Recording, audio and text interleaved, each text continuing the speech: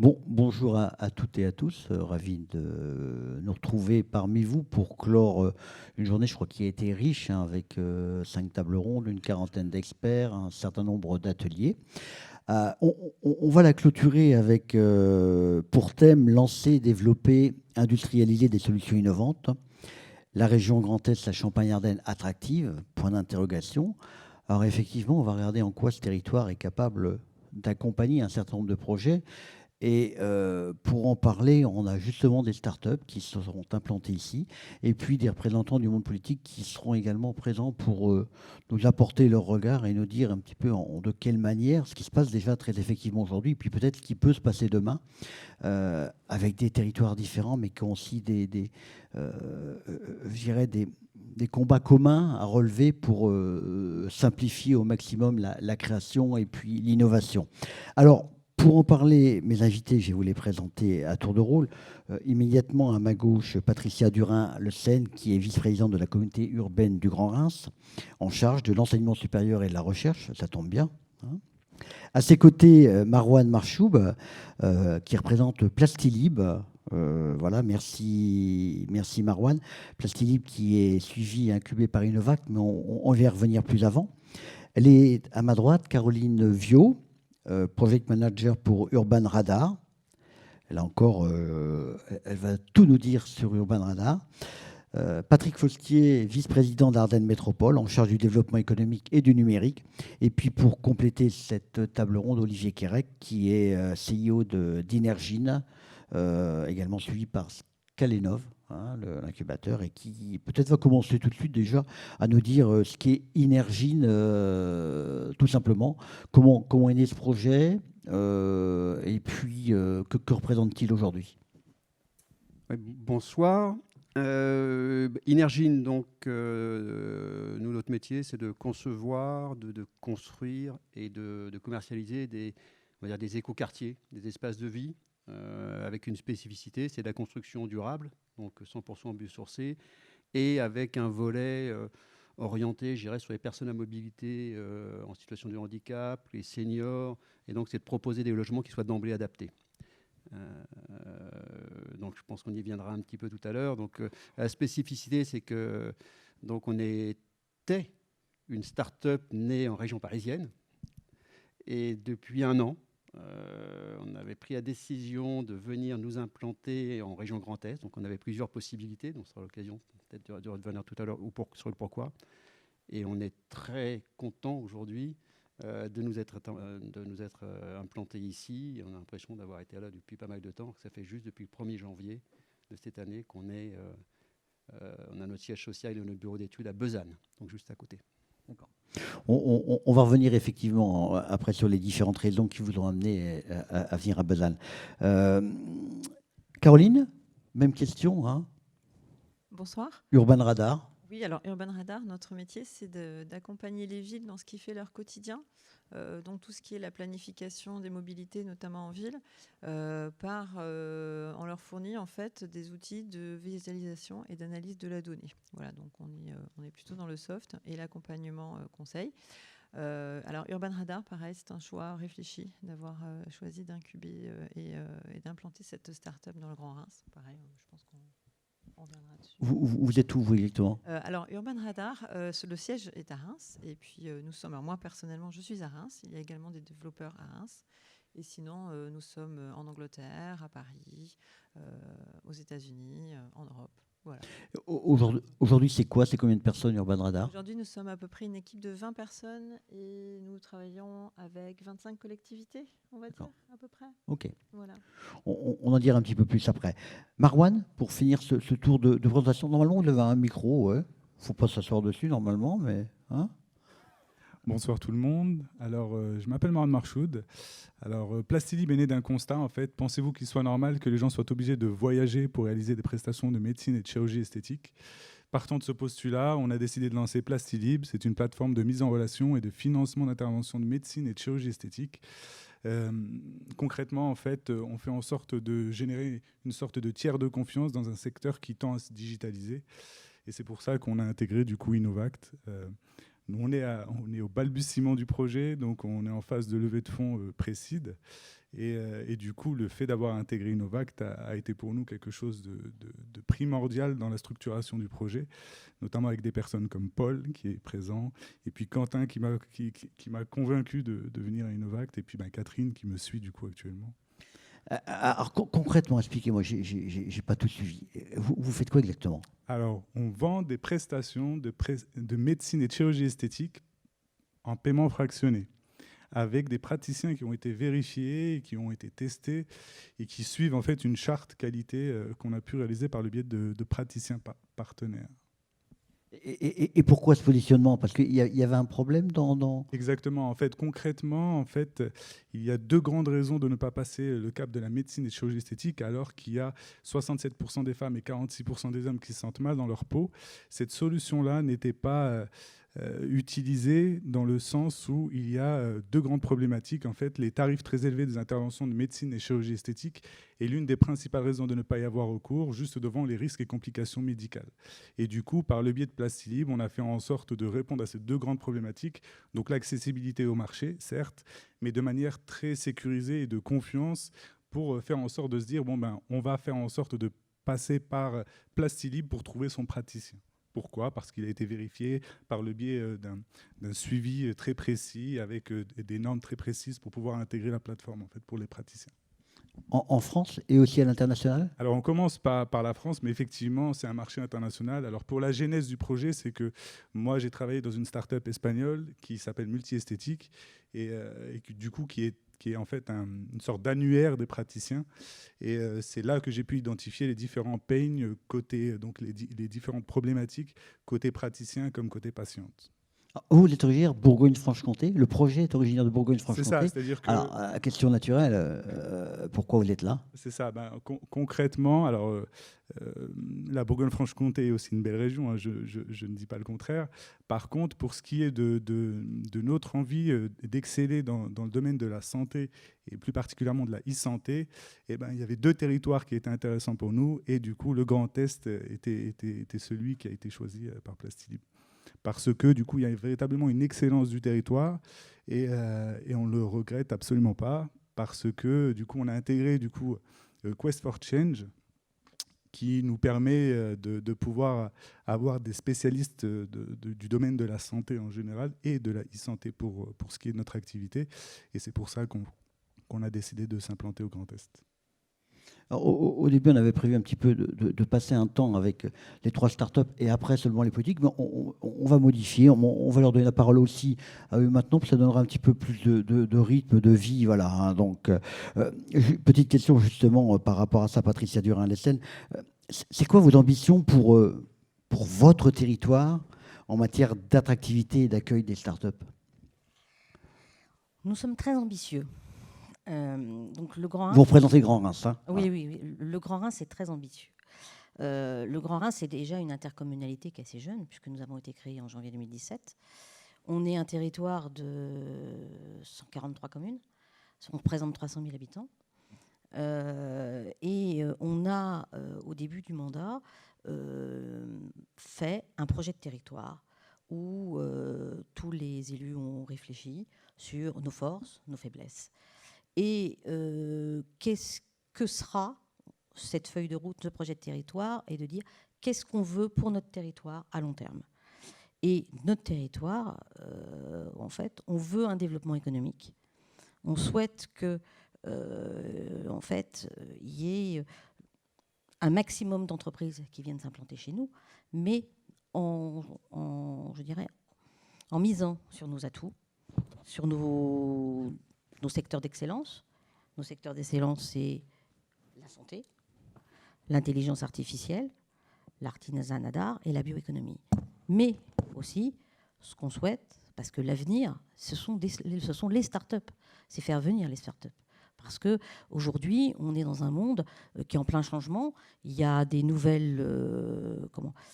il y a des nouveaux modes de consommation, il y a des nouveaux produits. On doit complètement se remettre en question et cela passe par des startups. Alors, le vouloir, c'est bien, mais il y en a plein qui le veulent. Oui. Comment vous voulez vous différencier Alors, déjà, c'est par l'accueil. Donc, l'une de nos ambitions, c'est de devenir un territoire de start-up.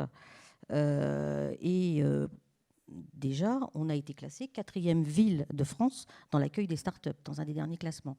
Donc, c'est de proposer un accueil à ces entreprises pour leur établissement, en matière d'immobilier, en matière d'accueil des dirigeants, en matière de salariés.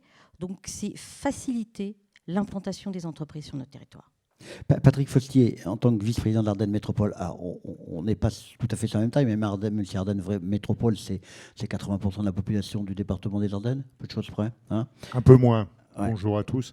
Ardennes Métropole, en fait, c'est 58 communes, c'est 130 000 habitants, donc on est aux 2/3 à peu près de la population du département et on est pas loin des 3/4 de son activité économique. Donc c'est évidemment très important. Alors, pour répondre à votre question concernant donc nos ambitions, en 2014, il y avait à peu près rien pour l'accueil des entreprises et absolument rien pour l'accueil des startups. Donc comme ça, on pouvait commencer à travailler un peu.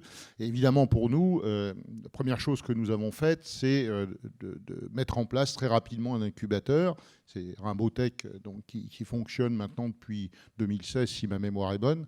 On avait vraiment besoin de cet outil parce qu'on avait, encore une fois, rien pour accueillir et on avait des projets qui tournaient. On avait des gens qui venaient nous voir, nous disaient comment vous pouvez nous aider parce qu'on a quelques idées, mais on voudrait les transformer en entreprise. Donc l'incubateur fonctionne plutôt bien. On est aujourd'hui sur 5 à 10 startups qui rentrent chaque année. Donc ça correspond au dimensionnement qu'on a fait. On est un territoire modeste. Hein. Donc pour arriver à tirer notre épingle du jeu, il faut qu'on mette en avant nos avantages compétitifs. Alors qu'est-ce qu'on a ? On a des coûts immobiliers qui sont un peu plus bas que ceux de nos voisins. Et puis on s'efforce d'être très agile. C'est comme ça qu'on peut être efficace et qu'on peut justement se mettre en avant. C'est en réagissant très vite à chaque fois qu'on a un besoin d'une entreprise, qu'elle nous demande de l'aider à acquérir des bâtiments, qu'elle nous demande un coup de pouce dans tel ou tel domaine. En montrant notre agilité et notre rapidité à réagir, c'est comme ça qu'on peut exister à côté de territoires plus importants que les nôtres. Olivier, quand vous êtes venu à Reims notamment, est-ce que vous avez le sentiment ici d'être plus écouté, plus entendu, plus chouchouté? Je dirais que c'est à Paris au départ, hein, votre projet initial. La réponse est oui, très clairement. Nous, en fait, et pour préciser un peu le contexte, et après je vais un peu développer, c'est qu'effectivement, on est une société qui a été créée il y a 4-5 ans. On avait passé ce stade de l'incubation, on faisait du chiffre d'affaires, et on développait notamment, on était pas mal sur le métier, sur le secteur de l'événementiel, notamment on faisait le village, on a fait le village de Roland-Garros plusieurs années, donc on était, voilà, donc c'était pas mal. Mais notre volonté, c'était d'évoluer. Et on voulait venir sur le métier de l'habitat, sur le marché de l'habitat, et deuxièmement, venir anticiper tout ce qui est réglementation environnementale et venir sur la construction biosourcée, donc passer du métal au bois. Voilà. Donc c'est ça le contexte. Et quand on s'est un peu gratté la tête, on s'est dit, allons-y. Donc on a regardé les régions et on est venu, et c'est vrai que sur notre cahier des charges, on avait plusieurs points. Le premier, c'était déjà, comme toute entreprise, c'est de regarder la question du marché. Venir dans un écosystème où on va pouvoir développer notre activité. C'est un premier point. Il se trouve sur la région grande. Et donc, nous, vous l'avez je dis très rapidement, on est plutôt donc, sur des écoquartiers en milieu rural, pavillonnaire. On n'est pas du tout sur les applications urbaines. Donc, on était en recherche de provincialisation. Le deuxième point, c'est ce qu'on appelle la supply chain. Comment fabriquer en circuit court. Et c'est là où il y avait déjà, la carte se réduisait un petit peu. Et c'était important, et c'est vraiment une des questions d'ailleurs aujourd'hui, on est qu'au début, c'est comment nous, start-up, comment nous aussi sur le bas de la chaîne, sur l'aval, on vient s'intégrer sur une chaîne existante et de voir comment on peut créer des synergies avec une industrie en place. Il y a 2 ans, c'était un peu une vision. Aujourd'hui, c'est une réalité. C'est comment réindustrialiser. Et je pense que c'est aussi une des responsabilités des startups de venir s'intégrer, compléter une chaîne existante et éventuellement la booster et trouver des synergies. Donc ça, c'était voilà. Donc c'était pourquoi la région Grand Est. Mais il y a un point qui est important. Je veux attractivité. c'est le dynamisme qu'il y a dans cette région. Bon, moi, j'ai découvert que c'est une grande région, et le dynamisme et l'accueil. Et on est rentré sur une structure, et je trouvais que c'est un territoire très, très structuré. Donc oui, on existe plus quand on est sur un territoire qui est beaucoup moins, je dirais, dense que la région parisienne, ça c'est évident. Mais je pense qu'il y a un état d'esprit, il y a une culture qui a commencé à s'exprimer. Comment redynamiser nos territoires? Donc nous, on a trouvé en face de nous des gens qui avaient envie qu'on vienne. Et ça, c'est vachement important. Ça donne envie aussi de venir développer nos sociétés. Et en venant aussi, on a trouvé un réel dynamisme. On est rentré par cette porte qui est Grand Innov. On a eu la chance d'être sélectionné dans le programme Scale Innov. Et de rencontrer, de travailler très rapidement avec vous êtes très structuré en termes d'agences de développement. Je pense à Marne Développement, je pense à, je l'ai dit tout à l'heure, sur la région Grand Est. Et en l'espace de 3-4 mois, on a eu un réseau qu'on avait mis peut-être 2-3 ans à construire en région parisienne. Ouais. Donc, circuit court et vraiment un contact humain très court qui fait que c'est à la fois plaisant et assez efficace de développer un business ici. Caroline, pour vous aussi, c'est essentiel, c'est important de ne pas être un anonyme. C'est pas pour flatter l'ego, mais c'est pour aussi aller un peu plus vite pour l'entreprise. C'est ça qui est important. Tout à fait. Alors, je rejoins beaucoup Olivier dans ce qu'il vient de dire, et je rajouterais même la cohérence, en plus du dynamisme et de la réactivité, de l'agilité. Il y a vraiment une cohérence quand on parle, oui, voilà, c'est ça, de Scale Innov, de Innovact, quand on parle des... je cherche le mot maintenant. Quand on parle des dispositifs qui sont mis en place pour accueillir et surtout accompagner les startups, il y a vraiment une cohérence dans le Grand Est. Voilà, donc effectivement, on n'est pas un anonyme. La Urban Radar a été fondée par 2 Français qui ne venaient pas du tout du Grand Est, de la même façon que vous. Et ils ont choisi le Grand Est parce que justement, il y avait ce rattachement humain. Et le rattachement humain qu'ils aimeraient bien aujourd'hui également développer pour la prochaine levée de fonds, justement, de continuer à employer des talents dans la région. Au-delà de l'humain, il y a aussi un écosystème propice à l'innovation. Vous êtes tous les deux passés par Scale Innov, enfin oui. soutenu oui. par l'accélérateur Scale Innov. Ça aussi, c'est quelque chose de différenciant, c'est le cas de le dire. Oui, exactement. On est passé par Scale Innov pour le financement du go-to-market aussi. On a eu un bel accompagnement de Innovact. D'ailleurs, c'est Innovact qui a convaincu Philippe Rapin de venir dans le Grand Est s'implanter. Marouane, petit mot sur justement cet écosystème, un petit peu cet ensemble qui peut vous permettre d'aller plus vite, plus loin, plus haut. Exactement. Alors, j'ai été conseiller création à la CCI et du coup, je peux vraiment exprimer le fait que pour qu'il y ait une efficience, en fait, il faut que la nébuleuse de la création et plus à proprement dit de l'innovation fasse en sorte qu'il y ait un maillage, en fait. Et j'ai vraiment pu l'observer ici. Et concrètement, lorsqu'on a besoin de faire en sorte d'avoir un interlocuteur direct ou des problématiques particulières, il suffit de faire en sorte d'envoyer un mail à Catherine par rapport à moi. Donc concrètement, j'ai pu voir cette efficience-là et c'est ce qui me réconforte encore sur le fait d'avoir choisi le Grand Est parce qu'on a la possibilité de pouvoir avoir des réponses et des interlocuteurs par rapport à nos différentes problématiques.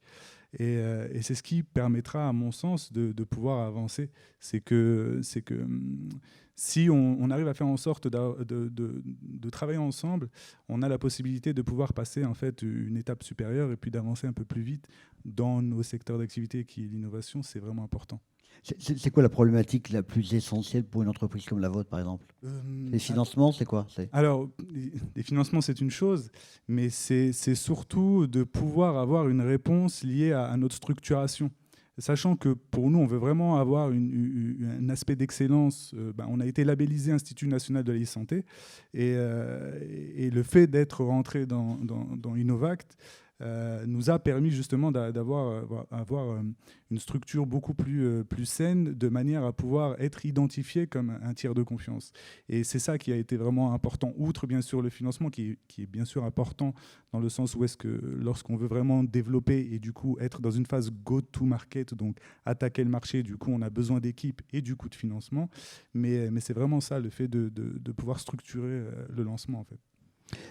Patricia, quelles sont, au-delà de la volonté des politiques, hein, effectivement, on l'a bien compris, de faire venir des acteurs qui demain peuvent apporter une nouvelle dynamique au territoire, quels sont les leviers que vous pouvez actionner, vous en tant qu'élu, pour, là encore, accélérer les choses?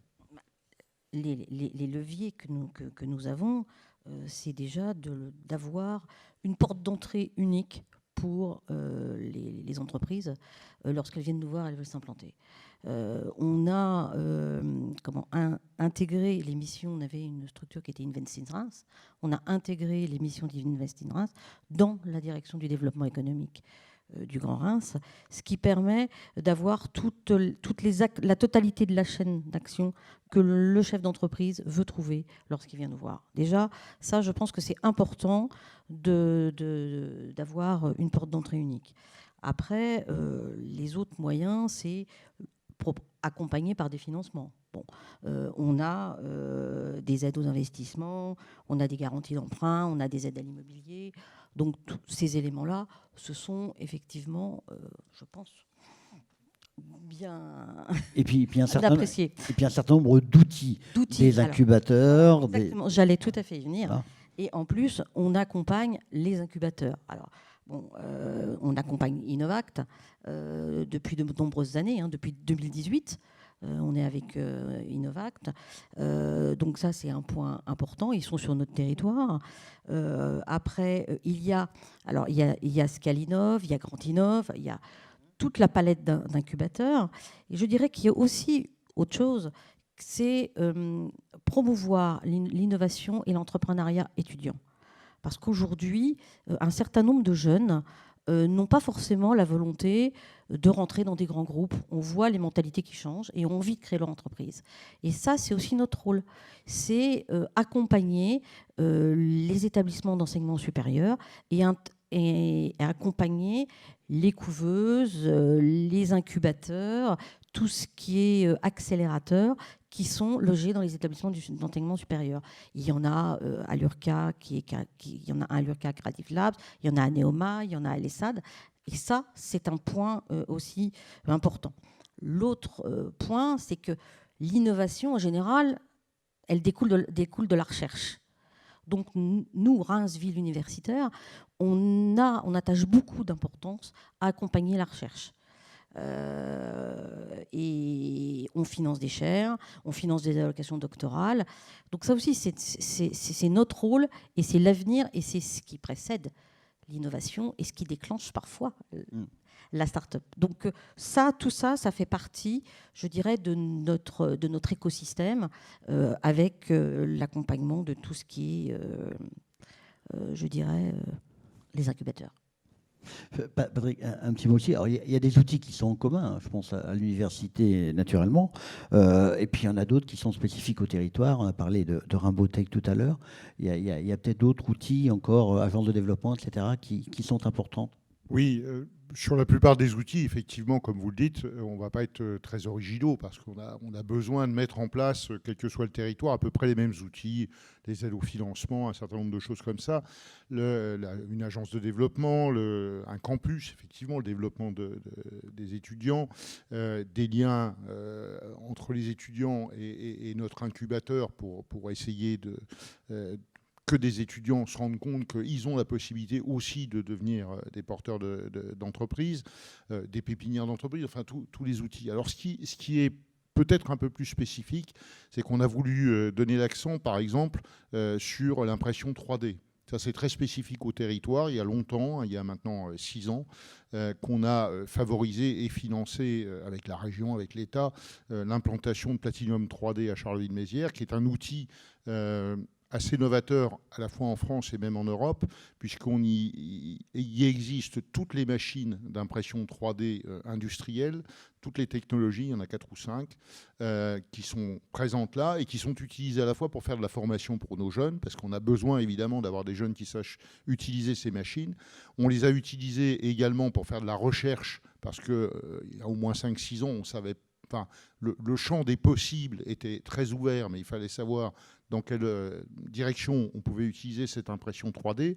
Et puis également pour permettre à nos industriels, puisqu'on a beaucoup d'industries liées aux matériaux dans les Ardennes, hein, historiquement on est une terre de fonderie et de forge, et donc ces industries, elles ont besoin de passer à l'impression 3D, mais ces outils étaient très chers et inaccessibles pour un certain nombre d'entre elles. Donc on leur a donné la possibilité avec cet outil-là. Et aujourd'hui, on a une entreprise qui s'est créée sur l'impression 3D avec un certain nombre d'industriels du territoire qui se sont mis ensemble pour la créer et la développer. Elle fonctionne très bien, il y a encore d'investir sur une nouvelle machine. Et donc, on essaye de cette façon, c'est un peu l'avantage compétitif dont je parlais tout à l'heure dans un autre domaine, c'est de se spécialiser sur des choses un peu nouvelles, où il y a de la place à prendre et où par conséquent on peut accueillir des investisseurs. Puis dernière chose, pour ne pas être trop long, je rappelle qu'on a aussi un outil fiscal extrêmement puissant puisque notre territoire bénéficie des bassins d'emploi à revitaliser, BER.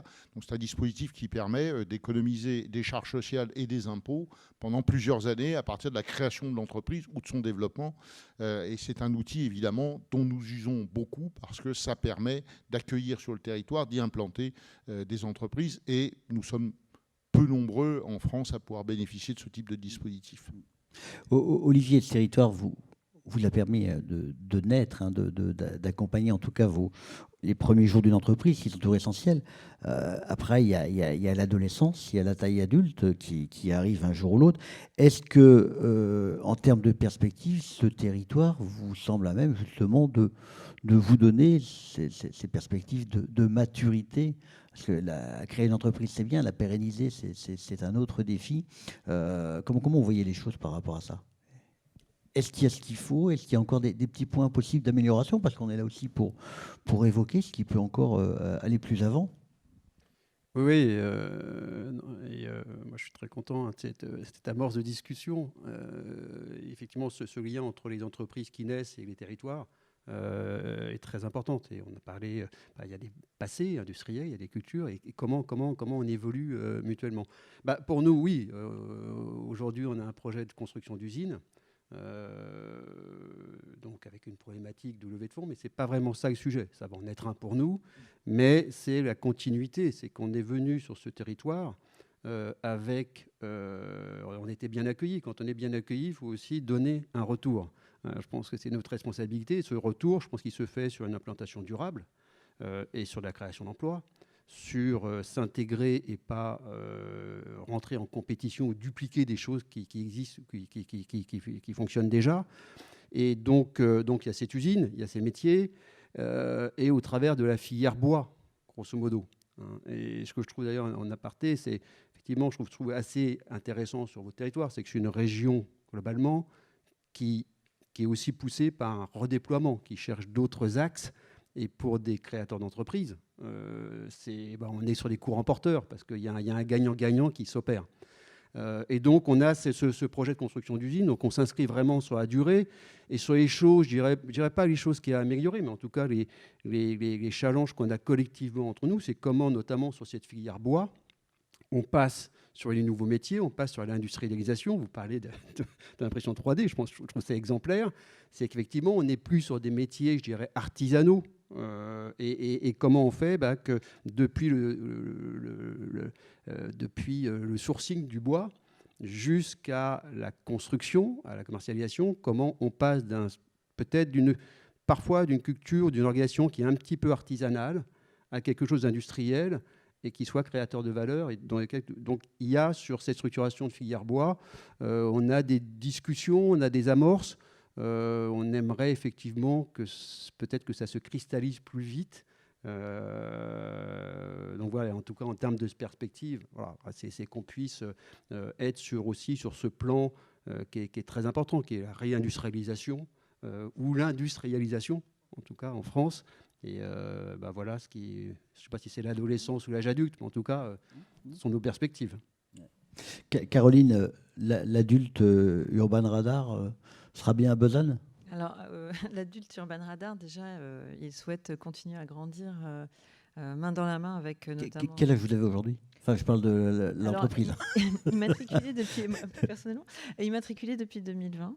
Voilà, donc incubé en 2018 avec Innovact. Donc l'idée, c'est vraiment de continuer à grandir justement main dans la main avec Grand Testeur, Grand Innov Plus aussi, qui nous ont beaucoup accompagnés, notamment dans des démarches d'achat innovants, grâce aux collectivités qui ont bien voulu nous faire confiance et sauter ce pas, qui est donc assez porteur dans le Grand Est. Et l'idée, évidemment, c'est de s'implanter dans la région, d'essayer on vise une 30aine d'emplois l'année prochaine avec la nouvelle levée de fonds. Et voilà, il nous faut des contrats pour aller trouver des investisseurs, bien sûr, pour continuer à recruter. Voilà, donc il nous reste à conquérir le Grand Reims encore. Voilà. Vous êtes venu pour ça aujourd'hui, je crois, de toute façon. Complètement. Voilà, J'ai une 30aine de business cards qui attend. Voilà, non, l'idée, c'est vraiment... on sait que Reims veut devenir capitale de la culture en 2028 et on sait qu'on peut les accompagner avec notamment notre produit Citizen Eats à trouver des leviers d'attractivité et d'accès à tout ce qui est vie culturelle et ressources culturelles pour les citoyens du Grand Reims, notamment. Marouane, sur le même sujet. Je dirais qu'en fait, concrètement, il faut que... C'est un travail de personnes, en fait. C'est-à-dire qu'on va avoir des motivations ou des envies de pouvoir lancer quelque chose, mais in fine, c'est une volonté politique qui va permettre tout ça. Donc là-dessus, le fait de pouvoir être systématiquement en contact justement avec les élus nous permet de pouvoir faire en sorte de passer ce cap-là. Et du coup, moi, je pousserai toujours à faire en sorte que les choses aillent de plus en plus vite et puis qu'on puisse regarder dans la même direction et puis trouver ensemble les solutions pour développer le territoire in fine et développer les entreprises et puis bien sûr l'emploi, en fait. Et c'est ça qui nous intéresse aussi, c'est que de faire en sorte d'intégrer en fait le Grand Est, pour nous le territoire et moi, c'est aussi de générer du coup l'attractivité économique du territoire et du coup créer de l'emploi sur le territoire. Vous avez le sentiment d'une double proximité, de proximité locale à Reims, c'est une proximité grande région malgré tout qui aussi s'entend avec des gens qui restent accessibles même au niveau d'une grande région comme le Grand Est. C'est ça, exactement. Et nous, on arrive à le faire par le biais de Quest for Change, en fait, du coup, qui chapeaute un peu les différents incubateurs du territoire et qui nous permet du coup de pouvoir avoir des réponses qu'on n'aurait pas probablement ici sur le territoire, mais qu'on peut faire en sorte d'aller chercher là-bas.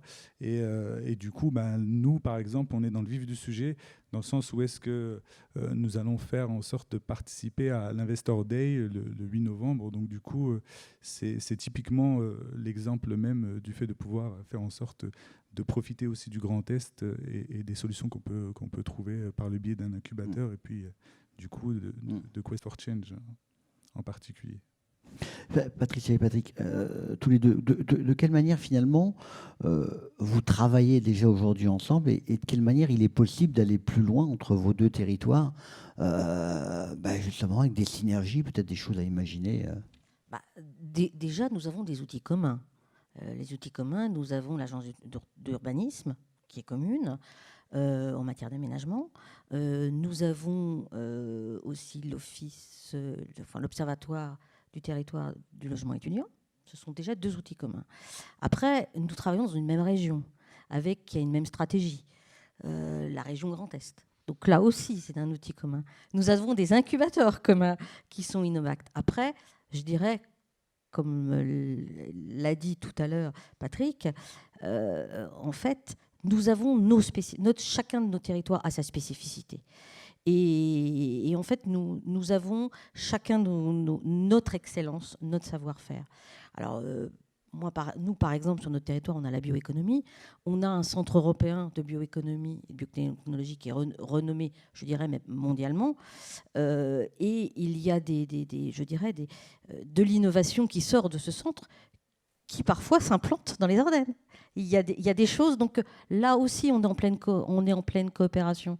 Nous avons aussi l'université de Reims, où il y a des formations il y a l'ESIN qui est au niveau de Charleville, mais nous avons un centre qui a été présenté ce matin, le calculateur Roméo, qui est un super calculateur, qui bénéficie à tout le territoire. Donc notre coopération, elle est dans l'ensemble de nos actions, où en fait on a notre excellence, on développe notre excellence et ça bénéficie à l'un et l'autre. Après, Reims est une ville universitaire avec 36 000 étudiants et il faut savoir que 47% des étudiants de notre territoire viennent des départements limitrophes. Donc nous avons beaucoup d'Ardennais. Donc voilà, donc la collaboration elle se fait sur beaucoup de points et nous avons toujours été des territoires très proches. Et voilà, je pense qu'elle est de fait. Patrick, que dire dans la plus grande ville ardennaise, Reims? Alors, non, mais oui, c'est vrai que Reims est la plus grande ville ardennaise, tout le monde sait ça, puisqu'il y a beaucoup d'Ardennais qui, effectivement, pour venir faire leurs études ou après qui s'y implantent. On est concurrents, il ne faut pas dire le contraire. Bien évidemment, on est concurrents. Quand il y a une entreprise qui cherche à s'installer, voilà, il y a une période de concurrence.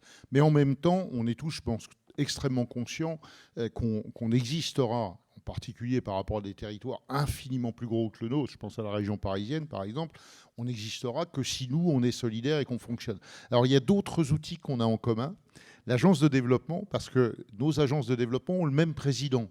Donc ça montre que voilà, on est capable de se parler. On a aussi des business angels qui se sont implantés dans les Ardennes et qui sont en fait un groupe qui était à l'origine rémois. Donc voilà. Et même la chambre de commerce devient marno-ardennaise. Vous avez raison de le souligner, effectivement, je l'avais oublié, mais effectivement, nos chambres de commerce sont en cours de mariage, si je puis dire, et vont se regrouper. On voit bien qu'on a des territoires qui sont bien entendu bien plus forts ensemble. Et comme vous l'avez dit, Patricia, on a aussi tous les schémas. Et Dieu sait si notre complexe administratif sait nous sortir des schémas entre le SRADET, le SRDE2I, enfin, etc. etc. Tous ces schémas-là sont des schémas qui sont régionaux et qui donc s'imposent à l'un et à l'autre des territoires.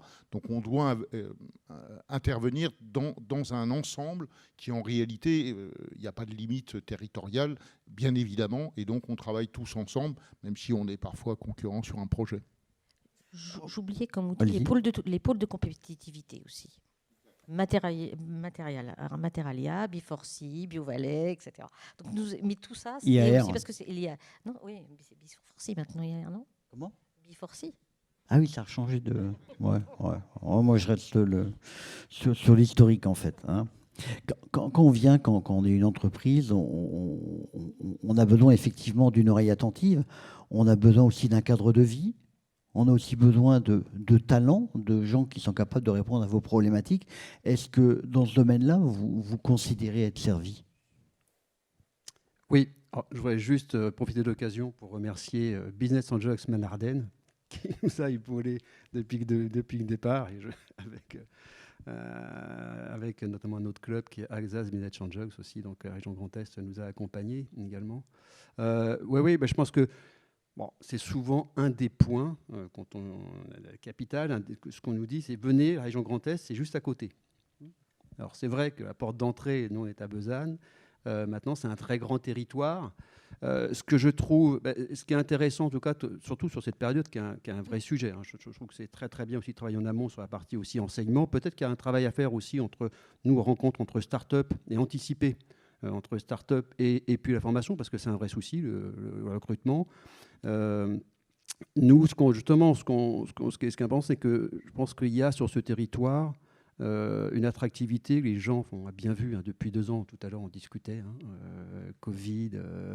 Il y a un changement très clairement de paradigme. Les jeunes, puis les moins jeunes aussi, ont une recherche, une relation au travail, ça c'est très clair. et ils recherchent aussi un mode de vie qui a évolué. Et donc, en termes de territorialité, en termes d'accueil, pour vivre avec les familles, c'est indéniablement un atout sur la question du foncier, mais aussi du cadre de vie.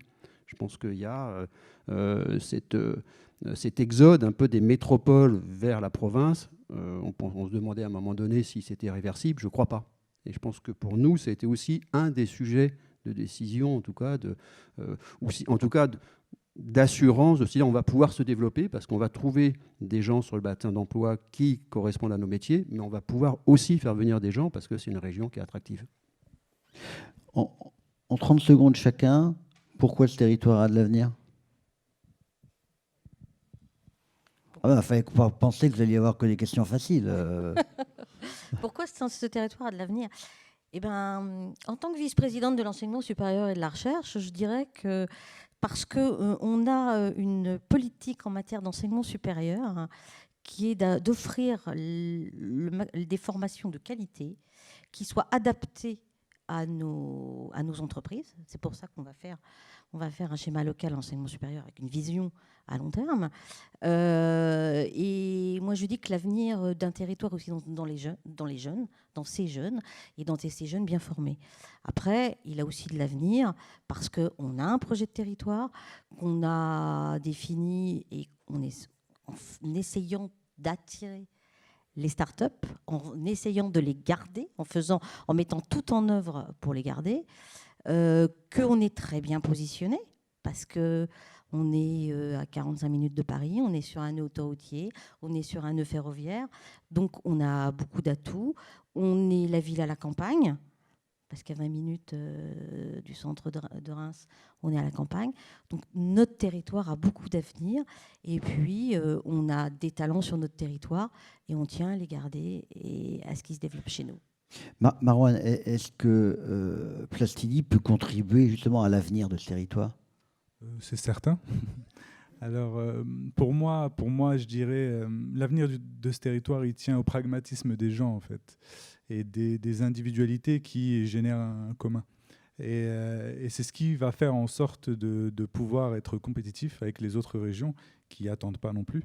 Et du coup, c'est là qu'il y aura une véritable différence. C'est que de pouvoir se dire qu'on peut toujours s'améliorer et faire en sorte que ce lien-là continue à perdurer malgré le fait que, comme c'est un jeu d'individualité, il y a des personnes qui probablement iront dans d'autres régions, mais il faut toujours garder cet ADN-là. À mon avis, pour nous, tant qu'il y a cet ADN, c'est sûr que le Grand Est sera toujours un territoire intéressant et primordial pour Plastidi. Caroline, la gare de Besançon est potentiellement le nouveau centre du monde? Que Dali l'avait mis ailleurs à une autre époque, mais... Peut-être, en tout cas, la gare de Besançon est certainement un maillon de ce réseau, effectivement. Et alors, moi, je tiendrais à rajouter que donc, je ne suis pas CEO, je ne suis pas présidente d'une entreprise, mais je suis une salariée, je suis une employée. Et effectivement, je vous rejoins tous quand vous dites qu'il est très important d'attirer des talents sur place. Et également le très fort lien entre les startups et l'éducation, la formation. Parce qu'on parle beaucoup d'accompagner les collectivités dans des achats innovants, on parle beaucoup d'accompagner les collectivités dans des transitions écologiques, voilà, qui est dans notre cœur de métier notamment. Mais effectivement, il est très important aussi de faire le lien entre tout ce qui est entrepreneuriat, start-up et la formation supérieure. Parce qu'à un moment, sinon, on va se casser le nez, en fait. Voilà. Olivier, région Grand Est, Champagne-Ardenne attractive, il y avait un point d'interrogation, on peut le retirer? Oui. Ouais. J'ai dit court, mais voilà, c'est parfait. Allez, le mot de la fin pour Patrick? Oui. Mot de la fin. Une question, non? Pas de question. Non, il n'y a même pas besoin de question dans ces cas-là. La question que vous aviez posée à Patricia tout à l'heure m'intéresse beaucoup, enfin d'y répondre de façon brève. Je pense profondément que ce qui est notre ressource principale dans les Ardennes, ce sont les êtres humains qui peuplent le territoire. On a un territoire qui a beaucoup souffert. Pour ceux qui connaissent un peu l'histoire industrielle, on a subi beaucoup de fermetures, etc. On a un territoire qui est résilient. Alors c'est un mot très à la mode, mais je pense que ça a une vraie valeur. Et on a des gens qui se battent pour leur territoire. Si les deux plus grands festivals de Grand Est se trouve dans les Ardennes. Ce n'est pas totalement un hasard, c'est parce qu'il y a des jeunes du territoire qui sont pris par la main. Alors, pour les marionnettes, il y a 60 ans, ils sont pris par la main pour le festival Cabaret Vert, c'est beaucoup plus récent. Mais ce sont des jeunes qui se sont battus, qui ont démarré avec quelques milliers d'euros et qui aujourd'hui portent un festival de musique. Je pense que ça, c'est une caractéristique de ce territoire et des hommes qui le composent, des êtres humains qui le composent. Et bien évidemment, c'est à mon avis la principale ressource sur laquelle nous pouvons compter pour nous redévelopper. Merci en tout cas à tous les 5. On avait 45 minutes. On a commencé à 18. Il est 3. Donc on a les 45 minutes. Merci en tout cas à vous. Puis merci à vous toutes et à vous toutes pour votre présence. Sans vous, ça n'aurait pas été pareil. Hein. Merci. Merci à tout le monde. Merci beaucoup.